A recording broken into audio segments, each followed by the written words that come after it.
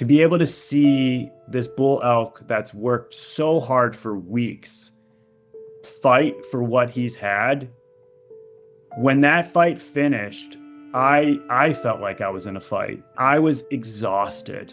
I was emotional. And people say like, oh, you should never get emotional with wild. No way. You spend weeks with an animal and see how things play out. And it's something that I will never forget. And I remember it finally ended and I hit stop. And I stood up because I was actually crouched the whole time filming, which squat for 3.5 minutes. And I turned around and there were over 500 people lined up on the road.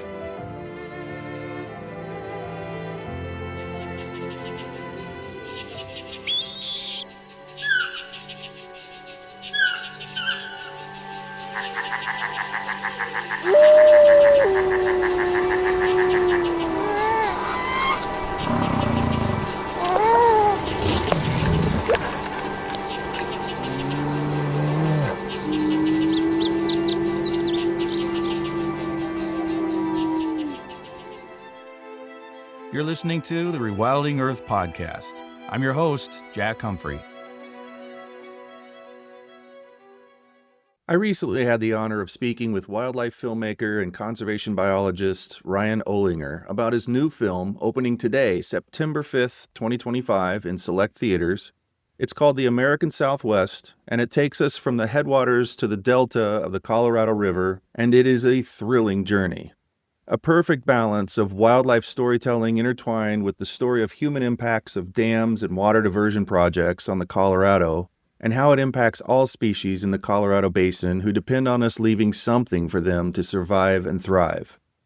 If you're listening on iTunes, Spotify, or another podcatcher, be sure to stop by rewilding.org/pod episode 154 to get showtimes, watch the trailer, and to check out some amazing still shots and Q&A from the film. Ryan, welcome to the Rewilding Earth podcast. Good morning. Thanks for having me. Honored to be here. You guys have really done a masterful job of storytelling here. I want to know what it's like to put something like this together as someone, and I know a lot of our listeners are the same way, who've grown up on Planet Earths and David Attenborough's and all the Nat Geo stuff. I bring this all up because this is the world-class level that I find your documentary here to be. Some of the shots are so, as they are in these things that really blow your mind, like the reflection of the bull elk's antlers in a passing stream. You can't tell a bull elk anything. No. You can't say, go back up, I didn't get that shot, and a million other things. What the heck is it like to be like you guys? And what does it take to get shots and put something like this together? Oh man, I'm loving these compliments. It's very, very kind of you. What it takes is nothing but pure dedication to the storytelling craft as well as to capturing the visuals. To give you a bit of background also, and I think this is where some of the shots in the film stand out a bit. Ben, who's the writer and director for the film, he's got a background in biology. I'm the director of photography and a producer for the film, and I have a background in wildlife biology. I actually did my undergrad in conservation biology from the University of Arizona, and then went off and worked all over the West as well as abroad and did a master's degree in conservation biology. And so the reason why I say that is I've spent a long time watching animals, understanding their behavior. And that helps you plan out what might happen next, where your subject might show up. Are they relaxed? Are they stressed? Can you get closer? Do you need to back up? All those things come from really spending time in their environments amongst the subject you're trying to film. And you said it right. So many people struggle with that concept of you can't tell a bull elk to walk the same line twice, especially when he's got a harem of 60 elk he's trying to control. And so much of that is just being ready and preparing as much as possible. So, for instance, that elk scene, we spent 5 weeks there just to shoot that one scene. The Wow. whole entire film took us 3 years, pretty much 2.5 years of filming and multiple trips to the same location and weeks on end in the field, which, I love. That's my happy place much more than behind the computer. I prefer to be behind the camera. And so it takes nothing but pure dedication to tell these stories. And you also have to tell them, if you really want to tell them right, it comes from a place of respect. And that's from how you approach your subject to the story you want to tell, and how you tell it. So it is years of preparation, years as biologists, and also working with incredible biologists that help you form these stories. There's not a single story that we wrote in this film that didn't have a biologist in that field or an expert in that field provide their feedback and commentary, their expertise, I should say. And so it's absolutely 100% a team effort of storytellers and scientists and NGOs alike. And that's how you tell a story like this. That's so complicated. I never thought I would learn so much about water management, about water policy, as well as the intricacies and the power of a female Mojave rattlesnake and how they're the ones in charge and being able to tell that story. There's so much I've learned in making this film, but all of it comes down to just that serious, serious dedication of telling this story to the best of our ability. Does it sometimes freak you out that after all that preparation, all those return visits, and doing everything you can as a biologist to anticipate everything, that a lot of it still comes down to luck? Like you you can put yourself in the path to be likely struck by lightning, but it doesn't Yep. guarantee the lightning is going to strike. Absolutely, you stress about that. For instance, the back to the elk scene, like we didn't get, we spent 5 weeks there and I didn't get that elk fight scene done, like really the fight itself shot until the second to last day. That was We, you? yeah, yeah. Wow, dude. That I was going to bring that up later, but that was the best. I'm going to sound like such a freaking nature show geek, but that was the No, best elk fight I have ever seen on film. That was incredible. wow, It thank was you. just longer than most people can get that shot. Yeah. And I mean, I haven't seen everything out there, but I'm pretty darn sure that this is an award-winning performance for that shot right there. That was incredible, man. Thank you. That's very kind of you. But let's jump into it then. So that, as I said, we spent about 5 weeks in Rocky Mountain.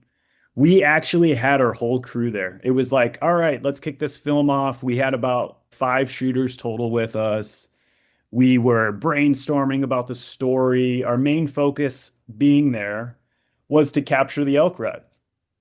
And after about 2.5 weeks, the other half of the crew split off and had to go about their other things and, starting to work on other stories and stuff like that and other projects. But, I stuck around with another shooter for another 10 or 12 days and got really dialed with this bull elk called Pretty Boy and happened to find him every single day and would be out at dark, parked up with the windows cracked, listening to the calls and figuring out, all right, once it starts getting a little bit light, we're going to hike that way because that's probably where he's going to be. We keep hearing him come from that way. And so for 2 weeks, I did this every day from before sunrise to after sunset, spent the whole day with them. 13 days go by and I'm in the valley. It's a quiet morning. Nobody's around. And I'm just watching Pretty Boy and I hear another call come from the other side of the valley. And I am like, whoa, My Hmm. whole, like I'm getting it's I hate when people say this, but I'm getting goosebumps right now think reliving it. And I hear a call come from the other side of the valley, and I'm like, whoa, something that's different. That's a different call that I have not heard yet. That's a different bugle. That sounds deeper. It's just there's something about it. And I pull my binos up. I'm all set. And then that's one thing with wildlife. You always have to be ready. I don't care if you've been sitting there for 5 days in a hide, freezing cold temperatures, or extremely hot, whatever it is, you have to be ready always because you get one chance. And so I'm prepped and I immediately just get this sense of there's something going on here. I take my jacket off. I get ready. I double check everything's good on the camera. The trigger's working, everything. The trigger to hit start and stop record. And Pretty Boy, who's this, bull elk as well, also gets tense and locks eyes with this other bull elk from across the valley. And you can see he starts getting anxious and nervous and he starts trying to round up his harem a bit more. And remind you, I'm in this valley all by myself. Like it's a major valley in Rocky Mountain. It's the best place to see them.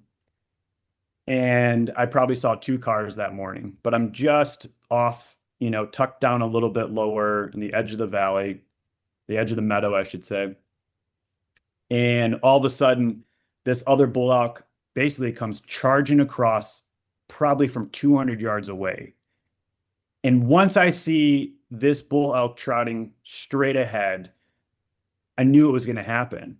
And you can't then get nervous. You can't then panic. You have to switch into a different mode of pure focus and going over everything you've ever learned on how to operate a long lens. And it all has to just be natural for you to be able to capture something like that. And sure enough, that bull came right across. I was rolling the second I saw him pick up speed and was just zoomed all the way in and kept zooming out and out and out as he got closer and just using that lens. So I shot that all on a CN20 or a 50 to 1000. And the thing with the elk ruts, you don't know how long they're going to last. A lot of them only last 30 seconds. Yeah. It's quick. It's whoa, you are a lot stronger than I thought, or like this guy's got nothing and get out of here, I'm taking your harem. Man, it lasted to me, after 5 weeks of being there and 2 weeks of following those bull elk, it felt like it lasted an eternity. In reality, it lasted 3.5 minutes or something, which is also an incredibly long time for an That's an elk. eternity for this. Yeah. Oh man. And so it allowed me the time. And if you watch the full fight, as it plays out from what one single shot, they are going at it the entire time. It's incredible the sheer power of these elk and what they're fighting for. They're fighting for their lineage, they're fighting for their future, for their bloodline, and you can see it. And I don't want to give away the end, but I will say in moments like that, you get to be a part of something so special, to be able to capture that, to be able to see this bull elk that's worked so hard for weeks fight for what he's had. When that fight finished, I felt like I was in a fight. I was exhausted. I was emotional. And people say like, oh, you should never get emotional with wild. No way. You spend weeks with an animal and see how things play out. And it's something that I will never forget. And I remember it finally ended and I hit stop and I stood up because I was actually crouched the whole time filming, which squat for 3.5 minutes. And I turned around and there were over 500 people lined up on the road behind me. I was so focused, and that's what it takes, and it's what you have to do. I was so focused to get that shot, to kick this film off right, to get the whole shooting style and strength of the film visually locked in, that I did not hear a single car. I did not hear a single person. I didn't know all those people had showed up in that 3.5 minutes. And it was cool because not only did I get to experience that in a way that felt so intimate, but so many of the people that are in that valley at that time have seen us filming all over the park and knew what we were there for. And so many people came out and were like, "Oh my gosh, that was incredible. Did you get it?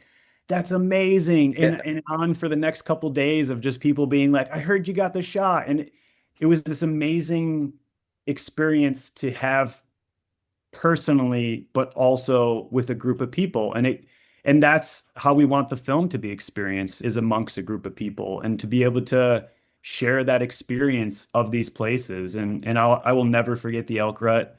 I'm really honored you said that, and you shared your thoughts on that, and we got to talk about it, because it was really an incredible experience, and I can't think of a better way to kick off a 3-year long project than successfully filming an elk rut.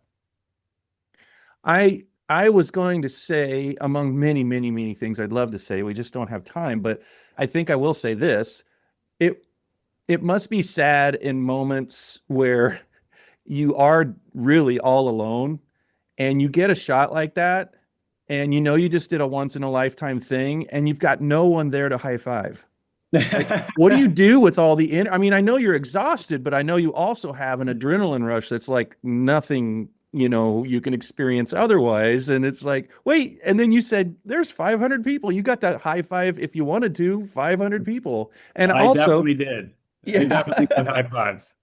And I was also thinking about somebody making a film of you making a film, and the shot is on you being so focused, and then it pans, and all of a sudden 500 people appear, and they all start clapping. I mean, seriously, it's like you guys almost have to do two things. You have to make two shows. Yes. I think, because I would be in the theater for that too. I love those behind the scenes. People don't realize how difficult it is to tell these stories and to capture the shots that are captured as wildlife filmmakers. And with that one in particular, like, it was so cool to experience that with such a large group of people and other amazing photographers that are there. People go to Rocky Mountain every single fall to see the rut and to photograph the elk and the changing colors and all that kind of stuff. And it's such a privilege to get to meet so many other great artists and just conservationists and naturalists in general. And definitely being able to share that was something really cool, because I got the best of both worlds there. I got my own experience, and then also the effort and the enjoyment of knowing that all those other people got to see such a phenomenal fight. And this was just the beginning. I mean, literally, it's just the beginning. It's just the beginning of the film. It was just the beginning of the shooting process. So many times with films, you're starting with what's in season, what's happening right now. Are the saguaros flowering? Is the rattlesnake? Is there a pregnant rattlesnake? Are the salmon flies getting ready to emerge? How are the beavers behaving? Are they comfortable? So many things come down to like the seasons and timing, and everything just worked out where our first shoot was going to be that. It also happened to be the first scene in the film. It also happened to be at the headwaters of the start of the film. So like, it really was a great start to have there. And lest anyone think it's dangerous to lead with such an impactful opener, like you guys have already shot. How could the rest of the film stand up to this? Like, this is like a finale, man. And you put it right in the front, which gave me hope, because I'm like, surely they're not just going to go downhill from here, but I have no idea how they're going to keep it up. Like, you set a bar for this thing, and I will spoil it a little bit. You kept it up. Thank you. No, that's very kind of you. I think, especially the way our attentions work these days, you have to have something strong in the beginning to make people put their phones down, to make people, keep focus and to keep listening to what you're trying to express, what you're trying to tell. And with this film, the rut is not only a highlight of conservation working, also the struggles of wildlife, but it's as you said, it's just the beginning. I mean, the Colorado River system is stunning. The entire system, the entire basin, not the upper and lower, which is something that we need to just get out of our Mm. vernacular. We need to stop calling it two different basins. It's one basin.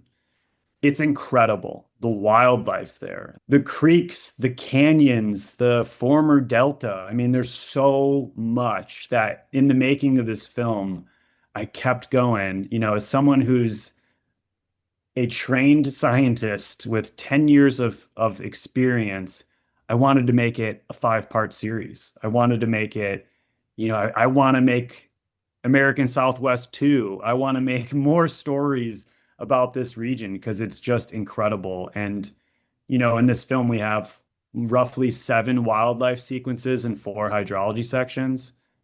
And it's a long journey down the river. I mean, that's what the river is. It's a long journey to begin with.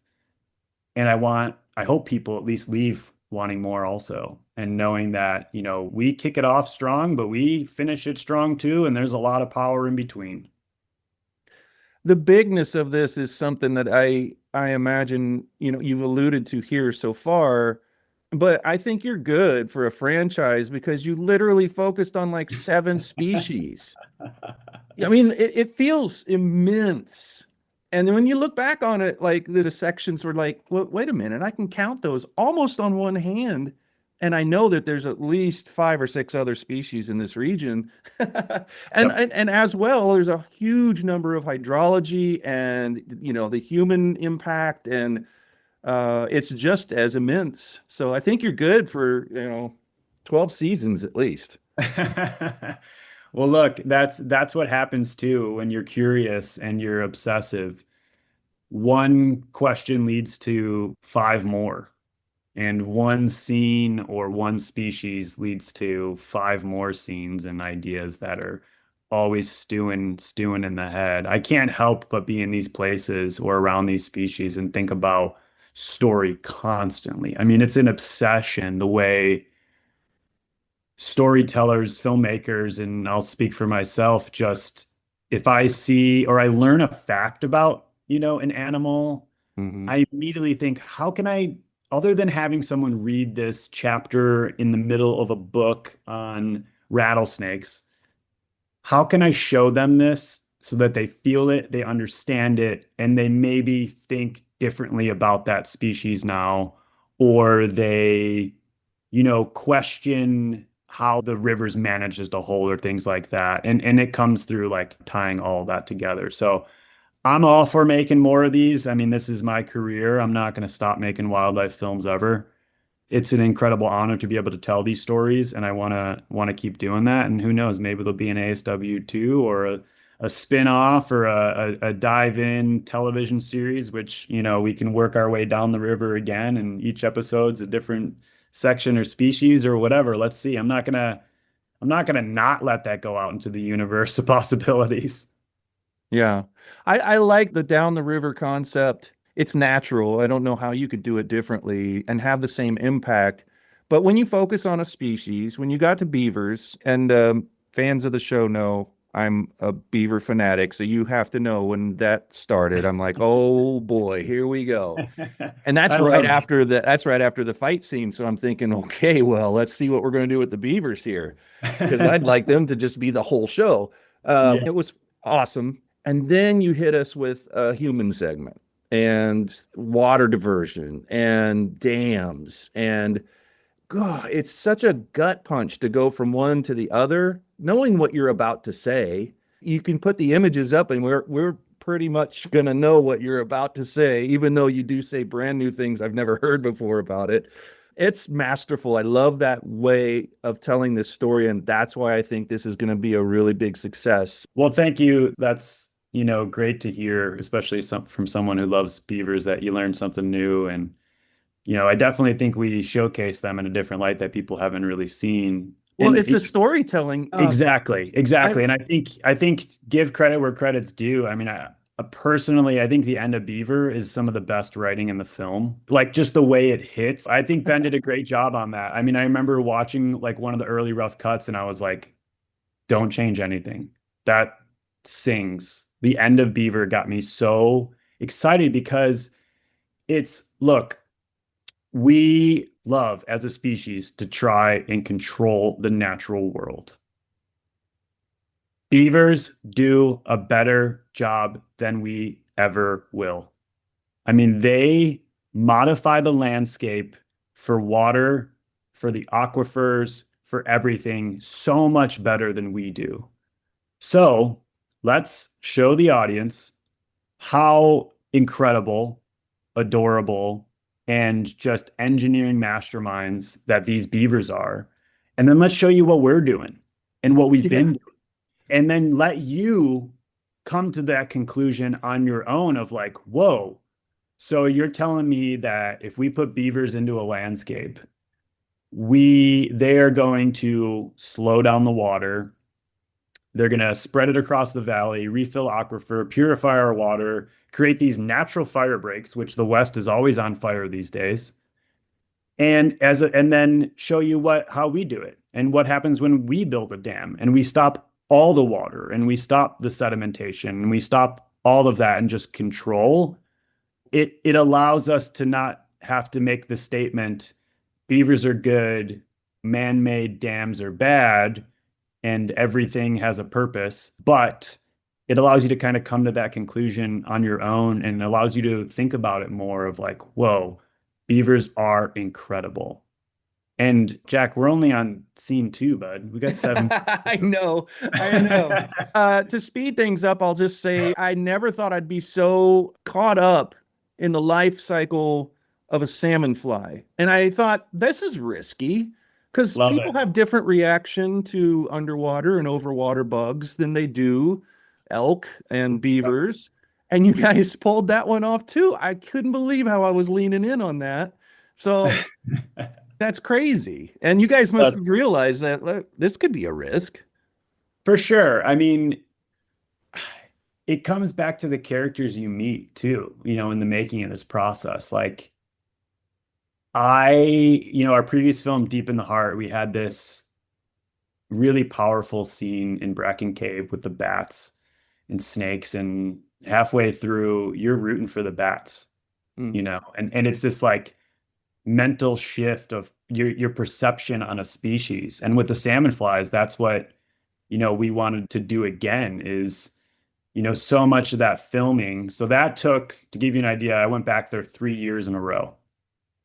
Every single, and it only lasts, the salmon fly emergence. This is what's crazy for people to understand.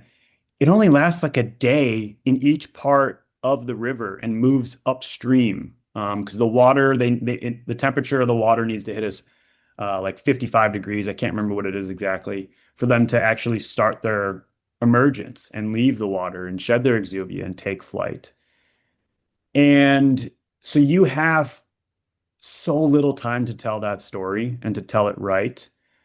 But along the way of making it, that first year we went out and we had an incredible emergence. It was just myself and another shooter, Patrick Thrash, who did an incredible job contributing to this film as well. And, we were like, oh my God, this is incredible. This is like the passenger pigeons blocking out the sky. Like we had such a great emergence that first year. And then each year after that was kind of terrible. But because we were able to capture it right the first time. And that first season, we went out with this Colorado biologist, Dan Kowalski, who has been studying aquatic insects for, 15 years now, and nerded out so hard with him that I was like, oh man, this guy, the way he sees the bugs, the way that the salmon flies are absolutely a symbol of a healthy flowing river. We're going to dive all the way into this. And I'm glad you did. Thank you. No, and so am I. I mean, I love that stuff. I'm a scientist. I'm a naturalist. I love to get into the nitty gritty of, how does that animal do that? What's the relationship it has with the rest of the environment? How do the other species in that habitat depend on that species or don't depend on that species? And just the connectivity of it all, because everything is connected. The river is connected from the headwaters to the sea, and the salmon flies are connected to the entire riparian habitat around them. I mean, they give the largest influx of carbon, phosphorus, and nitrogen into the entire riparian system, more than any other species, single-handedly. And it's all from like a one-day emergence. I mean, it's incredible. They're so cool. And again, here's a unique species. We're going to show you its natural history, how it changes, how it transforms, but also we want you to not just be educated, but entertained. And we have a fun play with, the downward struggle and the battles of walking on ground, and the music cues in that are great. And so They're much incredible, dude. Oh man. And I've been Thank trying you. to figure out a way all morning to say something about that without giving anything away. And so Yeah. all I will say is great job on the baby duckzilla. But I thought, Thank holy you. crap, these guys know how to have fun too. This Oh is man, so cool. You're absolutely. just hitting all the buttons. Yeah, we definitely wrote that as like a Jurassic Park water things, That was with the so footprints funny. was I'm like, my concept in the what's beginning. coming? What's coming? It was Yeah, just great. It was great. awesome. Thank you so much. Yeah, I mean, it goes back to, you can't make wildlife films that aren't entertaining if you're also trying to educate. And you have to have both. Yeah. And I love to watch films and documentaries and read scientific journals that are just, for the most part, dry and just natural history, natural history, natural history. But that's not for everybody. And if you want other people to love this region and love the wildlife that it obtains, you also need to entertain. And we definitely put all our hats on to try and make that work. And Ben did a great job with some of the script there on that. Yeah, I thought that was really cool. So, you guys didn't do this for nothing. There's a reason and a purpose behind this. And it's a very good one. It's a story that I think, as I was watching, I'm wondering about myself and how much I have exposed myself to the Colorado story and the plight of the river, literally at the end, and protect myself maybe from that story and telling myself that story too many times because it can be wildly depressing. I mean, Mhm. I don't know how many other ways. I'm sure there are lots, and I'm sure you know of many of them, but this has got to be right up there in the stark contrast with wild nature and what humans have done for their own self-interest and the result of that. Uh, it blew my mind that I haven't really engaged with this story in a long time, and I think one of the reasons is because it's tough to handle for me.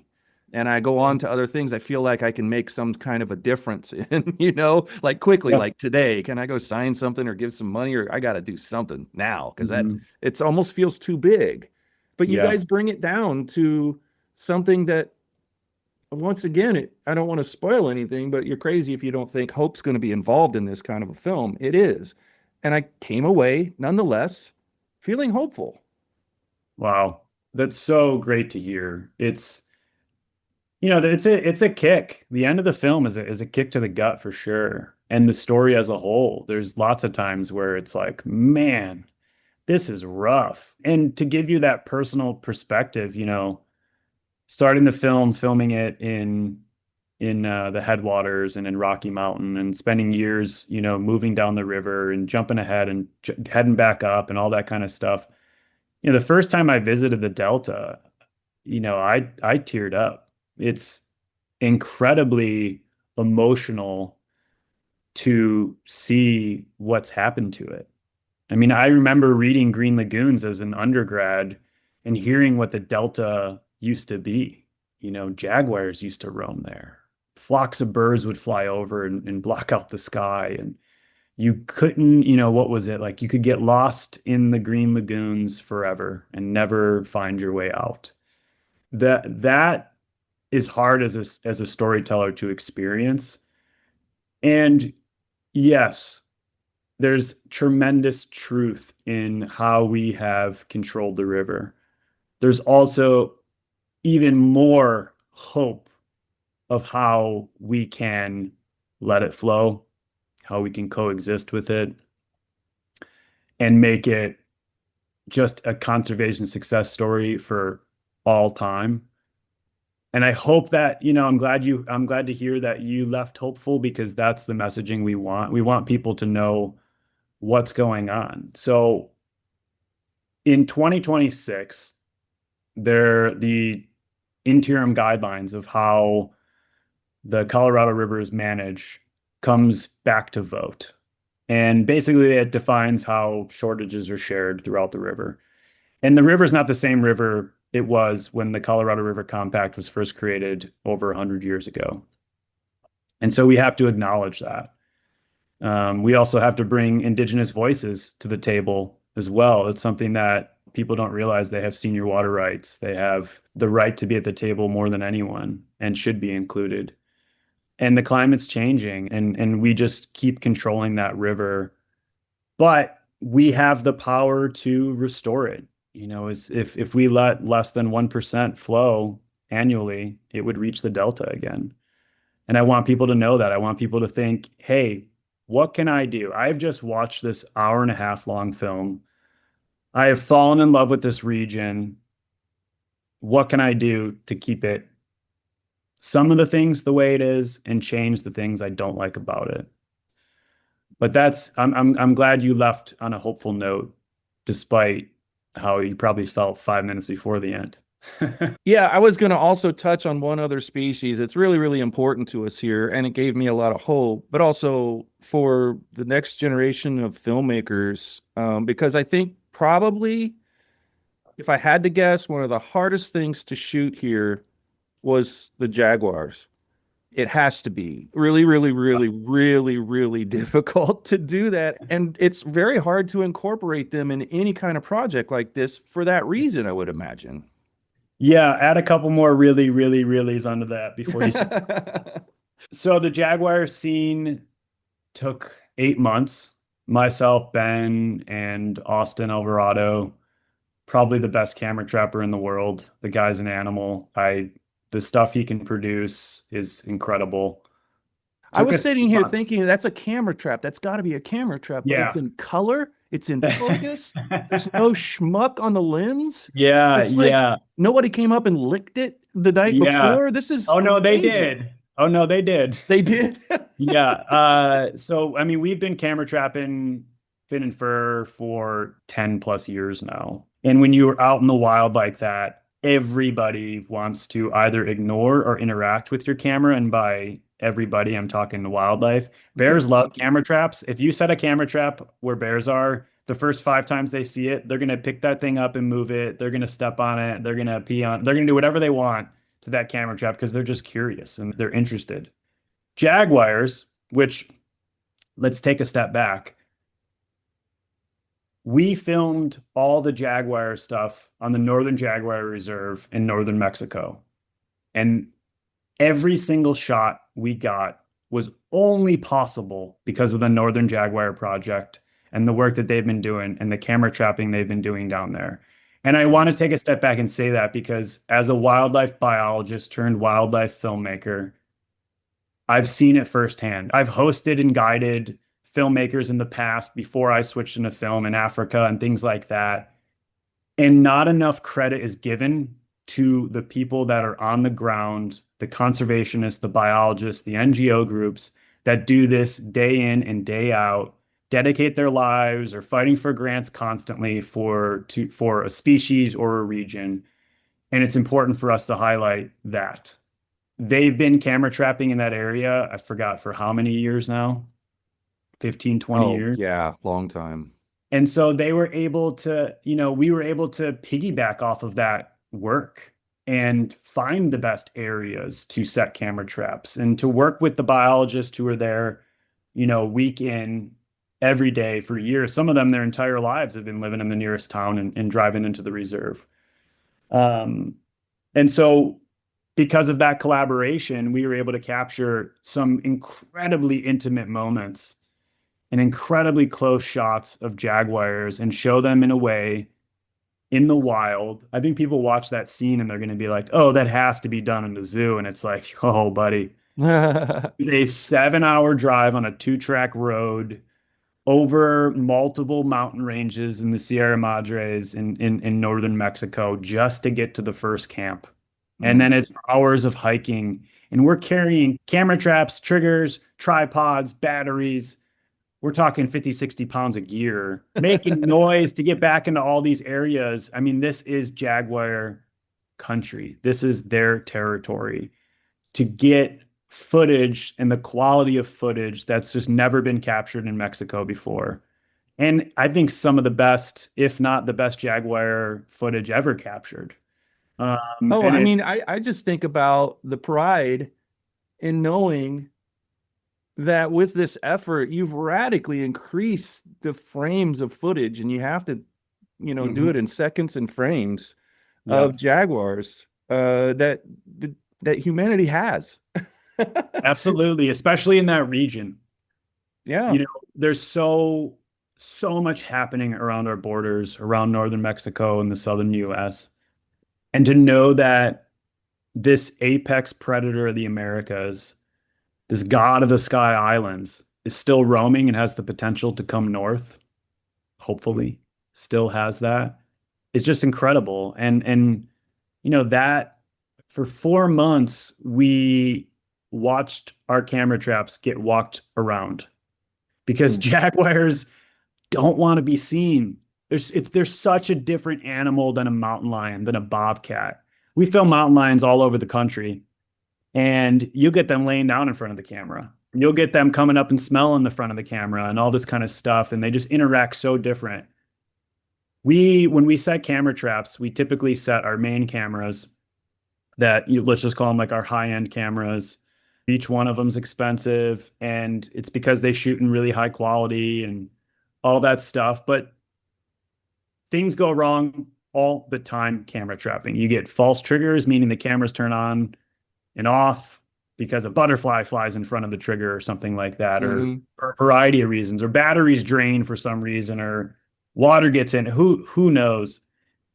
And so as a backup, we set up other cameras that are just like lower end cameras, like Brownings, just your basic camera traps you can buy at, a sporting goods store, just to make sure things are working and functioning properly. And so the first 2 weeks we're there, we set up our first set of cameras. We come back 10 days later, and El Guapo already walked through. And so we checked the first Browning camera, and we're like, oh my gosh, we got to hit. A jaguar came through. And I'm talking on our regular cameras.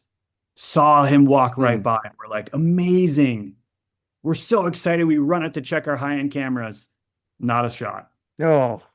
For 4 months, those jaguars would hit our low-end cameras, see the big cameras, smell the big cameras, and turn around or go around. They would go up a little ridge around and then drop back down into the wash. You can see their footprints. They'd come up to right before where the trigger was. They'd stop.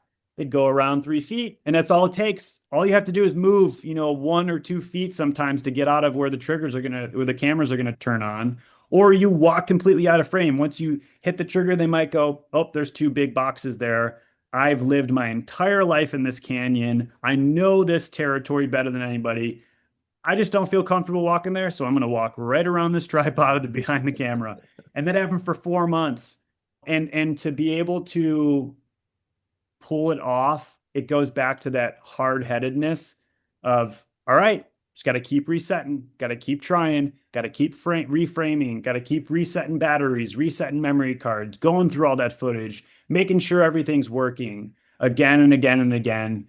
And really, 8 months of work came down to a handful of really good days, and then some really incredible editing from Sam Klatt and great storytelling from Ben on that. I mean, that scene there's a lot of jaguar footage in there, and it's all camera trap stuff. And to be able to tell a story from just camera traps is a real skill. Yeah. And I you have to give credit to Ben with the writing and Sam with the editing, because it's just awesome. People get so pumped with that scene, rightfully so. I mean, they're an incredibly powerful and beautiful animal, and you have to go see that on the big screen to experience it really and properly, and to hear the scratches and all Yeah, that. I was gonna say that log scene or those two log scenes. I Yeah, really, yeah, I want to hear that with some seriously powerful speakers. absolutely. And again, that is the Northern Jaguar Project and the biologists there going, we don't know what it is, but they love palm trees.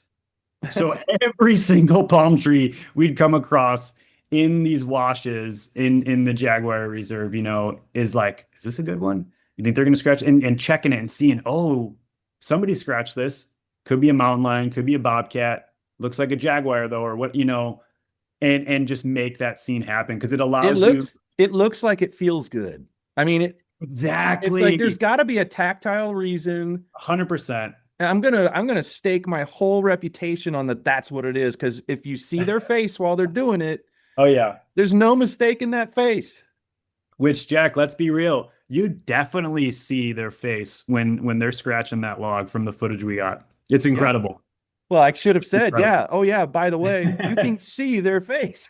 You can see the reflection in their eye. I mean, it's a very funny, like, we got some selects from that, and it was like, do you think we can get tighter? And then the next selects that Austin got, we were like, okay, I think you might have scratched the lens there. That is incredible. Yeah, he could get tighter, and he definitely did. It was incredible. Absolutely stunning camera trap footage. Yeah, for the people, even I think lay people are going to understand. You cannot just walk up in the jungle somewhere or in the desert and just get No. shots like this. I think it's going to be pretty darn obvious. But for the people who've seen every frame of any footage that's ever been taken of jaguars, you guys are going to lose it. You're going to lose it.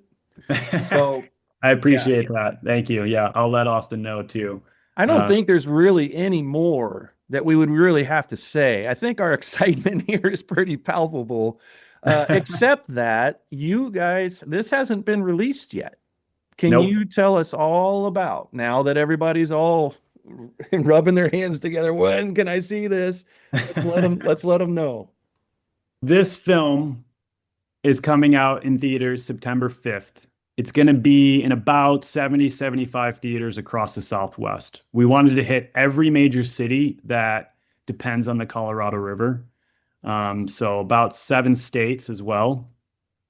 It's going to be in theaters for 1 or 2 weeks. And from the way we shot it to the way the sound was designed and the way it was framed, it is meant to be experienced in theaters on the biggest possible screen around a group of strangers, and just absolutely go on a journey from the headwaters to the delta. And I hope that's how people experience it. I hope people can go see this in theaters and support. We are an independent film company.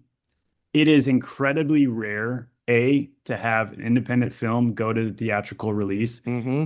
It's even more rare to have an independent film company have a wildlife documentary go to theaters. And so it's almost like, did you have to hide the fact? Did you say, we've got this really good political documentary, and then you're like, no, jaguars. Exactly. Which is actually a political documentary if you look at it. 100%. Yeah, you can look at this film as a wildlife documentary, as a call to action, as a little bit of a political film, and all of the above. And that's because we wanted it to be both entertaining and educational. And it's because the Colorado River is in crisis. A year after year, we hear this. I really hope people can get to experience it on the big screen. Check, if you head to theamericансouthwest.film, you can see all the theaters we're playing in. Check with your local theaters. If they don't have it, ask them. We'll get it in. We really, really want people to see this on the big screens. If anything, it's just to show you what's possible for wildlife documentaries. and being able to have political messaging, educational messaging, and make it entertaining, and to get that on the big screen, like, it's unique. And if it works, we can have more of this. We can have more storytellers coming to the front and speaking up about all the issues that they are experiencing, the wild places that are experiencing, and putting it on the big screen the way we want it to be experienced. Someone in Maine or someone in Toronto, their heart just sunk when you said that it's in the Southwest among a choice number of theaters. Yes. Do you have any words of consolation for them or of encouragement? So it will be available streaming around mid-October, and you'll be able to see it on several platforms in the US and abroad. The exact platforms and the exact date haven't been released yet, but you will be able to see this streaming. And for those of you that aren't in the Southwest, I apologize that we can't get it onto every big screen, but we are having special screenings around the country where we'll be doing Q&As as well. So I do encourage you to visit theamericансouthwest.film. You'll see the theaters, you'll see the special screenings. At minimum, you can sign up for our call to action, which will take you to our page with American Rivers, which is our primary conservation partners, and show you how you can speak up for the river and how you can reach out to your representatives directly and let them know that this is important to you, how we manage the Colorado River. Ryan, I have so many more questions. You wouldn't believe it. One of them, and don't answer it because it probably would take an hour. One of them is like, how do elk know to wait for the right, most perfect lighting to have their fight? Like, how do they know that? I mean, you took a lot of credit for that shot, but I have to say that elk has really good timing. Yeah, yeah, that goes back to how this started. Luck's involved too. Well, I really do hope that I know that you will, because I can tell that you are one of those hyper obsessed people that has grabbed onto something that you're not going to let go of for your whole life. And so great for us, because we have a lot more of this kind of stuff ahead of us because of people like you and a huge crew. I was just looking through, I think it was IMDb or someplace that was just giving all the credits and the number of people, the caliber of people. It starts to make sense why this is so good when you start to see the people and their backgrounds, the pedigrees here. This is like, how did you do this? How did you pull all these people together? More and more questions I will have. So you will have to come back and maybe we can talk again about how all this was received or new projects that you have. But definitely, I had a blast today, and thank you so much for coming and making the time to be here. Thank you so much for having me. Let's do a part 2 when we're about to release it on streaming. Awesome. Perfect. Thanks for listening to the Rewilding Earth podcast. We do what we do because of you. This podcast is supported by listeners like you who long to live in a wilder world. Please consider donating at rewilding.org and subscribe to our weekly news and article digest while you're there. To go the extra mile, you can follow and share Rewilding Earth on Instagram, Facebook, and Twitter. Bonus points for sharing this podcast with your friends. To listen to past episodes, go to rewilding.org/pod. That's rewilding.org/pod.